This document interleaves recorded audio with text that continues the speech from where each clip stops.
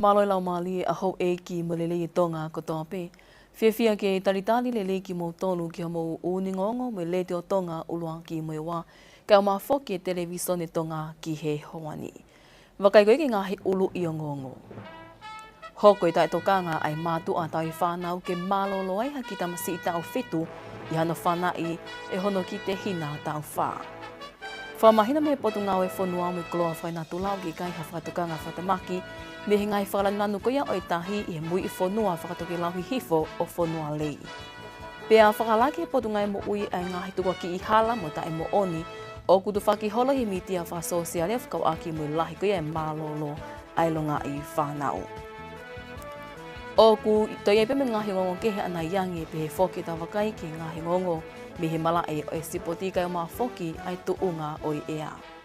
Ko e wakai lewa eni ki he whakaikiki.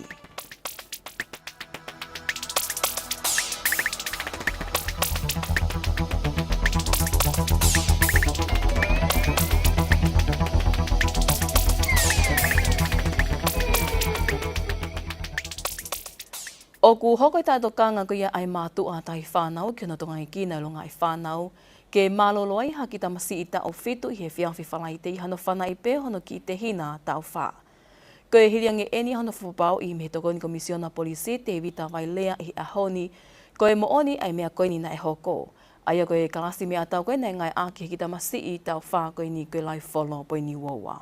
Le tupu eni bea mea lere na iai ai pekia pe kono ki te hina ki tau wha na iai pe moe mea tau koe ni pe hoko ai ala ai ongoleka koe ni o ngā o ki mea tau o hangai e reka tau wha o ngā o ea ki mea tau mahino pe koe tau motua koe ni ha mai mea takai mea nei hoko koe wa inga o kai ke na whakatonga ai whakatu tāmaki o e ala pe mga ngawe aki o me tau koe ni kai hoko ai o hoko whakatamaki o pe ki ai reka tau fitu koe ni pe ai whalimahake whapapau koe si malolo tupu mea ngahi lavea ki ono sino pau ki hoko atu ai whatatolo i ai potu ngawe pau ki tauhi ai tamai tau whanoa mea te o whakailo o tuaki ki e hia kono tai tauhi o mea tau ke malu kai maa ano mau ki a te ia e ngahi mahapu oku i kai ke mau lai seni ki ai koe o taha konu puke whailo ka punisi koe tamai pe ia ai pe kia pe oku ne mau lai seni mea tau whakalao pe ki mea tau koni na lawa o puke Koe ki i whamiri koe ni miha a te iho ai nei pehe e vai lea o ke tokanga mā kehe ki hene e potu ngai polisi ken i hoku nau mao lai seni ke mea tau ke nau toi tokanga nge ke uhi o kwhia mao ke tau he pe ngahi mea tau ke malu i a wheituu e api no fuanga pe aku tapu au pito hano to'o pe tau hi pe ave holo ha mea tau o ku mā kona i ngahi ngatangata anga ko ia o i kolo pe hei kano wha holo i ngahi mea lele. Ko o whamahino me potu ngau e whanua mo i kolo whai natu la o ku ikai ha whakatokanga whatamaki e hoko, ko hi ke ngai whakalanu ko ia e tahi o ku haa i he mui whanua, whakatoke lau hi hifo ko ia o whanua lei. O ku ho haa whoke ka kaitoa lahi o pehe, nā to e hoko ha pāha mo ngā whito ngani, pe aku tuku ha kei i he mitia whasosiale a ngahi atami he mui whanua ko ia, i he whakatoke lau hi hifo o whanua lei o ku haa i e whakalanu ko ia i he tahi, ka nei pehe me he potu ngā o e whanua mo i koloa whainatu la, o ku tupu pe enia me he sūlifa o ku mapuna hake me he lahi ko ia. Ngā hingota omu ko ia i he loto tahi he mui whanua lei. Aia koe tu unga maheni pe enia ai ngahi nganga we ko ia mo ungafi ko whanua lei. Koe ngahi ata ko enia kutu whaki holo he mitia wha sosiale. Koe ma uia me he kau savea hakau mo mea mo ui he oseni. I aho ua ko ia mahinani. Aia ni kawai matao tao ki he mea mo ui o e oseni me he vepa pe Vava'u Environment Protection Association ko Karen Stone. Ko e motu mo ngā whikoe ni ko whanua leo ku tu uia ki he ta whaaki whakatoki lau hi hifo Vava'u i he mama au ko kilomita e whitu nima. O kua au ke kilomita e wa te smare ni mahono whalahi pe au ke ma o lunga ko e mita e wangia hongo folu me whukahitahi kai mita e tahawhi me he kristahi. Ko e elia kua o ki he eka e tahawhi mani manoa, aia ku laka i he ngoto umu, Mo ngafi e hongo fulu I loto fonua me mata fonua ko ia o motoni pe au ku toka kovi au pito ai funga fonua. I whamatala ko tuku mai mi he potu ngā weni, ne talo me he tā whitu hiwataha ano le koti o I ngā ngāwe ko ia mo ngafi koini. Whafuafua o kua o ke kilomita e tolu ai mā olunga ko ia mapuna ai efu mo I maka mo ngafi ki he ata. Ko I ngai whamo oni ki ngā himapuna ko ia awhi ko ni o ku nofo pe ki he e lia ko ia o whanua lei. Ka o ku whamamafa I pe me he potu ngā we. Ai mahu inga ke mateu teu pe ka kai e whanua tau te whito en ke ngahi o tu motu ko ia wawau e malawa pe ke a watu ki ai efu ko ia mo ngāwhi ko ni moha pe au kula. Ka ke he me ngahi ata ni mao ko ia ngai savea ki mua he wahaa o e tau taha hiwa no walo me wawhi mao no. Ne hapi ai e whakaranuranu ko ia o tahi tupu me he kele suli whako e me ngai ngoto omu kristahi. Aia o kua o pe ke ngai ahoni, o ku ke I hape e whakaranuranu ko ia, pe he ke na namu alaha ko ia o ku mao ye feitu uni, I he taimi o ku asei ai e kele mo o ngāwhi, ai o ku hange ko e whaka I mua kovi, hange ko e whakatapu, whatatau ke whamatala ko ia ai matau ke mea mo ui o he oseni me he wepa ko Karen Stone, me he savea ko ia na anau whakahoko. Kai ke he o ku hokohoka tupe ai ngāwe ai waa mo ngāwhi ko ia potu ngāwe ki hono mui I o e kawengani. Mei he ngaiwhi mea aki he komiti kakato I he ahoni na e whai e toka ngai whafunga kakai ko ia tonga tapu wato ke tā o hila me langi whasi ki he ni ia ku whakafoki whapule anga mai ki nao tolo me tua pule anga tupu me ngai hia o ku nā whai I ngai whanua muli. Ko e toka ngai whafunga ko hi ko e ke whakamahino mai ko I hae ngahi ngawe ko ia ku whai ke te ki nao tolo I muli ki mua pe toku whakafoki mai ki nao tolu ki tonga ni. Nā ne pehe ku mahu inga au pito ke toka ngai kina makehe ai ni I koe ni, ko hi o mai ki nao tolu me tō puli anga mo nao whahinga na tula ke he kehe me ātakai kehe, pe aku whia mau e ke he whapapau I hei kai te nao te hoko ko hapalu palema ke society o tonga ni. Ko me kotokange ai he o kai ke ai ha whahinga ngā au e kotongai ki muri ke whakamahino mai ki tongani, e whahinga koe ni, pe moe hae nau ngau e whaika ki nau tolu e ngai whanua mori ki mua hono whawhawhok mai. O koe ngahi kulupu I tongani ku nau ngau e ki hono toka ngai kina ni ihi koe ni. Ka koe palapare maa whoki koe ke ilo ia he o kulupu koe ni taimi o ku whawhawhok mea ia ni ihi. Pe o whawhai hole whekena ki o ki he ngahi potu ngau e ke he kepe. Pe koe ngahi taranoa nai o mai ke eke ki he potu ngau e ki muri. Ka ui kai whoke wha o mai e ngahi whaumatala ko ia ke ilo ka kakai, ko uhi ke whai ha teu moa ngā au e ki hono talitari ni ihi koe ni. Ko tui o ku mea I pehe wharen koe ni ihi koe ni o ku nau tuuta pehe malai whakapuna o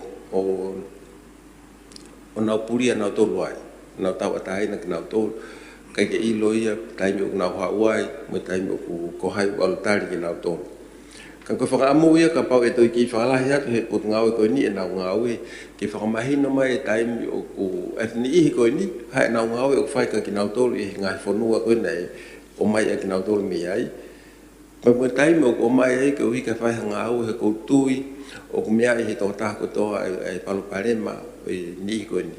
Pea o ku taimi lahi o koe ke ilo I hono o mai ki nau tolu ka whange pe o ku di aki mai ki tongani. Tola he kina tolu ka ke ana ngahi family pe kuna te ong na tolu o toi hoko te na tu hausia pe hoko te na ngahi fai ngahi hia keke na e mea heni ai e ki pale mia hoa kawa miliku o tali ke kawingani na e talo e tāpuni ai kau a whanua mo I kai ki toi lava ke whawhoki mai ni I peheni ki tongani. Ka koe whakawa koe ni kau a whanua ku osi whetu utaki mai ngai whanua muri ke hoko ato no whawhoki whapure anga mai ni I koe ni. Ka kuke I whai e ngāwe pule anga ki a ngai whaunga, e tokoni ki hono whaliliu mo whakararaka I koe mo ui ni ihi koe ni ke whakawhoki me ki nau tolu ki tongani, ke wana nau te whai hanga hihia na e uhi ngai hono whakawhoki me ki nau tolu ki tongani.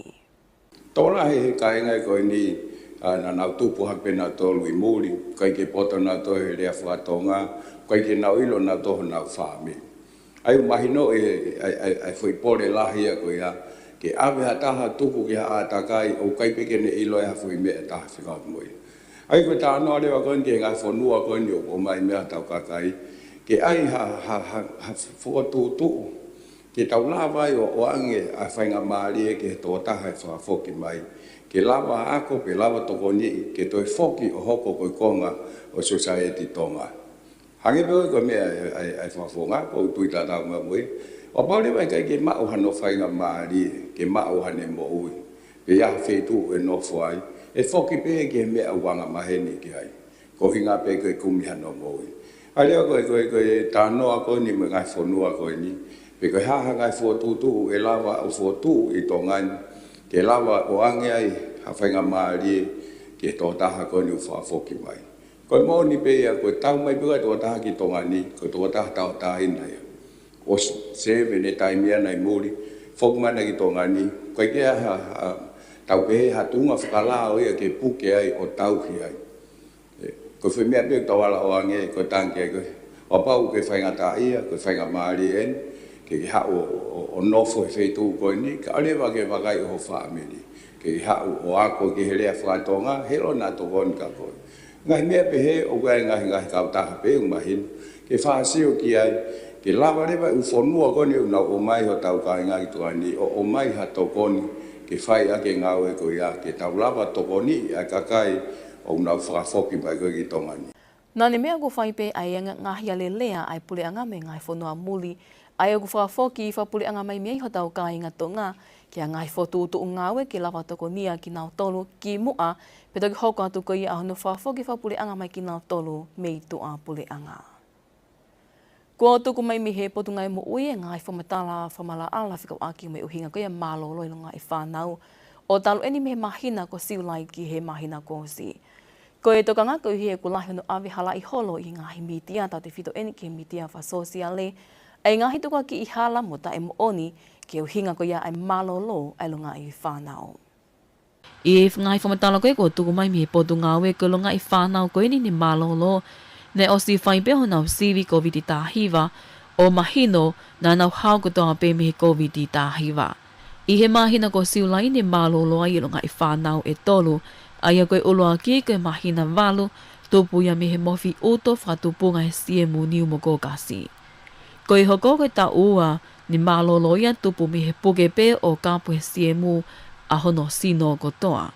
Koe whikatolu lewa i he mahina ko siulai koe ta o tolu, aia na e whanau i pe mo alanga mahaki koe Waze syndrome, pe ko e ne puke o kapu he siemu hono sino i he tuunga whātu utamaki au pito. I he mahina ko au ko sine malolo i toko whā, aia koe uloaki koe pepe toki whā e lei, ne o si whaingata ia pe mehi manawa. Koe hoko koe ta ua, aia ne tupuia mehe ngahi mau lahi koe no sino mehe tui i e hamea lele. Koe hoko ne mate i mahina ko si koe tau whā, aia ne tupunga ia mehe fo i ngungu i he oto, pea koe wha o si lewa aia koe whika fitu whakatoa i he ngo mahina ko si, koe pepe mahina tolu, ne malolo ia tupu me foi ngungu nei i hono whatawhata. Ko e tokoa ne malolo whamui nei whawhalau mai ki nawa me i wawao. I he whamatala koe me potu ngāwe o ku maho inga ki whakatoka ngā i he kakaio e whanua, ko e ngahi mahaki koe ni ne malolo ai longa i whanau ni, o ku fuwhatu tā maki au pito mo maolu ngāngi e whainga mālie ke mole ai hamo ui. Kei kehe ngai whamatala koe ni ki he uhinga o i malolo pe puke o hataha, o ku pelepele ngesi au pitoia, ai au whia mao peke vahe pe mo ngo mātu a pe koe tō taha kuni tō ngai, ai ki tamasii pe ta ahine ko ia. Na e mea tara whikau lahi o Australia ki tō ngani, Her Excellency Rachel Moore mo e ki no pele mao tofia homa no pele vaia, o a ahi ke ngahi ngowe i homa ne kau i programa tokoni whakaivia koe pule anga Australia, pe he ke pule anga tonga ki ono whakaraka i koe sektor ai ngowe ki he mao mea tokoni. Ko e toko ni koe ni koe whakakea ke ia hiriange ngai whengataa na e taulo fuu mo e whonua i he hoko koe a COVID tahiwa pe he ki he mapuna koe mo ngāwhi hunga tonga hunga haapai. Vai whonua tūpola mo e whakaiki koe taranoa koe ia. Ko e toko ni koe ni koe whakakea ke ia hiri ai ngai whengataa au taulo fuu ene whianga ngai me kakai e whonua o hangi koe ngāhi whangatangata e tutu uni whataputapu i he vailasi COVID tahiwa mo e mapuna he mo ngāwhi hunga tonga hunga haapai. I hene pehe lewa ni ala mai a Australia whingai aki mo tongani he polo kalama ngāwe ma e Pasifiki ki ono whakalakalaka i he ngowe mo ngahi tūkui kolo ai a koe Paris pe Pacific Islands Rural and Agricultural Stimulus Facility ke ne whakaivia ngai family I Tongani. Koe whaamu neo ngai whiangangai ka kai e whanua mo ngai pole mo ui, kai kei mau pe he tūkui koloha whainga maalia I he tuunga tau, o mau e mea tokoni mo ui lelei, hao mo malu, pe food security, pe he ke whakaivia he tuunga wha ekonomika o e whanua. Ni kawai wahenga hou mai he tokoni koe ni, o whatu ai he eiki no pele mau tofi a, no pele vaia, ke whakahoko ai ahi ngō weni ke mui I pe polo kalama ngai koe ni, ke whapapau I a lelei he tuunga I ngā weni, pe he ke si kau ngō ui kunau kau I he polo kalama ni. Ke hui ke kawa hauma I he lelei hono kele pe he ke foha I ngowe me fua tōkanga, ne whahokai fua ki pale ma eni I ne lelei e tuunga e na whakaaonga I tokoni koe ni. Koe maala tau taha lelei taha ni mauia e la monai a hau, kai mau he kalapu mai lo he tautu u lelei taha. Kai ke he koe tokoni koe ni I he konga lalahi e wha a ia ko hono tuwha I ngahi pulopula, pe he ke whi wha mea ngāui ma tokoni kono whahoko o I ngowe I tōkanga. Ai au lele ia I he tau e wha o ka mata he tau ko si wanoa wataha ki he wanoa wa wha o whafofoi ke toko wa mano ki nau tai maali he tokoni koe ni. Lotoa ni whamatala I sekretari e ko silio whakolo Houma Saya Pentani ki he lele I he polo kalamani ki he kolo. Koe u tokoni nei mei whakate fito I he ngahi polo kalama tokoni o no Palau. Nei kauge ngahi kulupu ngō e whiwhini hange koe polo kalama koe ne whakahoko I he ngā ngowe I ono tokonia ho e whawhine, ono tuwha o e ngahi te ngai a kau ke ngahi vesta polo, ke ngahi maonga mo ui whakawhamiri. Whakai ke ngata I nei laba whoke mono a ahi ia, nei ke ngata pe koe konga lahi whoke u kulupu ia koe na nau ngāwe ke hono tō e nau uwhi toka mua, kaho pe ke ngahi taulahi. Nei ke ngata pe e mausio ki he ngahi u kulupu tō maala. Nei lava I pe mau kore o whenga aki mo potunga ngowe. Loto lelei e ki minista a ngowe lo tuohi pape ke tare gita mo ne kau ngawe. E na whanga I pe o siofi ai wahenga houma ai tuunga koia mateuteu ai kolo mo wahenga. Ki he iai e fo I ngowe ki ono matatari koe whenga tako ni. Bakutui nei I polo kalama koe a hatongo na kina e whahai he pure whakawahe. Ai tūnga lelei koia I he ripoti me potunga ngowe, ai fu ngowe, o mateuteu ai kolo ki ha honge pia ki ha fo ngowe ke tarifaki ngai whakatamaki e kahau. O hotui koe hango whihu I buke o mai, na kai ke ngata pe e mau sio I he ngahi kulupu ngowe, ngai koe tō uwhi koe taimfoke ne whai aha no siofe ngahi maala, nei ngahi ngowe kumala, ngahi ngowe talo, kaki ngā tai koe ngahi ngowe vesta polo, ngahi kulupe whine, tō moe nau hiapo. Kai ke heu ki kai ko Houma pe tai mali he polo kalamani kau kei me ngahi kolo kehe I tongani, ai au te taki e tokoni koe ni he moti I hono whapaanga e he IFED. Mai ngonga le te o me televisione tonga ko au wahe whanua tō pola. Pea I nea o me koe ki septe maa ku mahino ai ia I ola lelei, I hono ai ahi koia he kau tautai I tongani, I hono tautai I ngū wheke moa nā pela lahi I ho tau potutahi. Alice Tupo, mai whaikiki. O ko mahino me whamatala pule lahi potunga I tautai, toki tātui korunga hauhala whihi koe taimi momako, o toi lele ngai e hono tautai I koe ngū wheke moa nā pela lahi I potutahi o tongani. Nane pēne mātunga no whawha I whakakaukau ke ngā una kau tautai ki hono tautai I e kalasi mea tahi koe ni o tau potutahi. Ka wiko alupe taimi mai whaau ke toi holoangi, ai to unga koe wiai ai I ka palukula, koe hui koe taha ene maanga mo uirelei taha koia ai kautautai. Moe mauanga paanga lelei ke tau whanua ai palukula I hono huat koia ki tople anga ki ngai mā ke ti. I lotonga ni ku kei whingawe ake pot ngai tautai mano sila I polokalama ngā awe ki hono toko nia ai tautai e I ka. Na mau whingawe ake whataha mo SPC I he ngawe koe ni I he wanoa taha walu. Tana malawa me mau whingawe ake koe ni ke ilo o kuiai ai ngu wheke lalahi I tau potahi pa kuiai e tūnga whakawhimari. Koe na wako matarewa hono wakai e tūnga koe ni whakahoko ai tau mātau I o whahinga ika koe ni. Tana e ola lelei au bito pa mehi ngahi koe na mau whahoko. Koia kouhi koe tūnga koe nau o ku whaike tautai na si pe nau pa lele mai. Kana mau whainga pe kouhi koe ke mai pa mehi project koe na nusila ki nau ke mau hanga whahoko pe o lele mai o mai ke taimini o mau kei le pe hono ahi ko ia ngu fe ka ku mawa o ke tunga fa fe mari au bito ka mai ki he ola ko ia ngu fe ke ki he au mai ki mahina ko akosi o ku ola fa fe mari au bito me hi tau tai ko ia ngahi waka ko ia na fa hoko ko ia tau tai Te te pehe toi tātui kolonga hauhala whihi koe la lahi koe kua o kia ai ngū wheke moana pe koe la lahi i hono tau tai o tau potu tahi koe kilo i wanima pe malawa peke toi lahi a kia i o laka hake i kilo i tau noa koe whaunga ki hono tau tai i ngū wheke la lahi ko ngau e aki pe a nailoni pe koe waia ki hono tuku hifo ki kiristahi whawhawha ke mita e nima ngiau ki he taha whetupu ai loloto kou nofa i ngū wheke i moana i lalo tahi. Behe ngahi savea koe ni pa ngahi ngau ka lumau whakao ko ataia ko si mahino o ku iai e ola lele i pa mei he ahi ko ni tau mahino ku lahi a ngu wheke i ho tau potahi tau ko ataa pia ki hataha ki ni hanga tau tai i he kakai tonga pe ko tu tai mini ko tau tai kaliu kai peke mau loto ke tuange ki ha kakai muri mau fuaki peke kakai tonga ke nau